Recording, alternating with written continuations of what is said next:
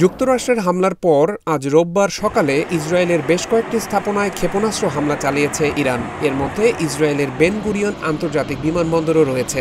ইরানের রাষ্ট্রীয় টেলিভিশনের বরাত দিয়ে এ তথ্য জানিয়েছে ব্রিটিশ সংবাদ মাধ্যম বিবিসি।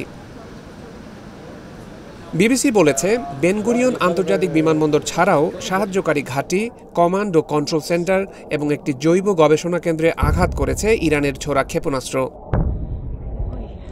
ইরানের অভিজাত সামরিক বাহিনী ইসলামিক বিপ্লবী গার্ড কোর আইআরজিসির বরাতে দেশটির রাষ্ট্রায়ত্ত টেলিভিশন জানায়, দীর্ঘ পাল্লার ক্ষেপণাস্ত্র ব্যবহার করে এসব হামলা চালানো হয়েছে।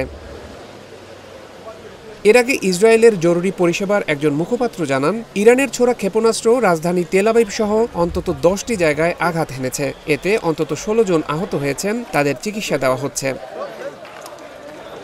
ইরানের 3টি পারমাণবিক স্থাপনায় আজ রোববার সকালে সরাসরি হামলা চালিয়েছে যুক্তরাষ্ট্র।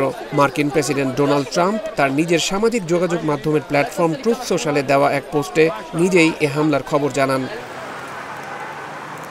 গত 13ই জুন ভোররাতে বিনা উস্কানিতে ইরানে হামলা শুরু করে ইসরায়েল। ওই হামলা এখনও অব্যাহত রয়েছে। জবাবে ইসরায়েলে পাল্টা হামলা চালাচ্ছে ইরানও। আজ 10ম দিনে গড়ালো ইসরায়েল ইরান সংঘাত। ইসরায়েলি কর্তৃপক্ষ জানিয়েছে, এই সংঘাতে এ পর্যন্ত ইসরায়েলের 24 জন নিহত হয়েছেন। অন্যদিকে ইরানের স্বাস্থ্য মন্ত্রণালয় জানিয়েছে, ইসরায়েলের সঙ্গে সংঘাত শুরু হওয়ার পর থেকে গত 8 দিনে ইরানে অন্তত 430 জন নিহত হয়েছেন। এ সময়ে আহত হয়েছেন কমপক্ষে 3500 মানুষ।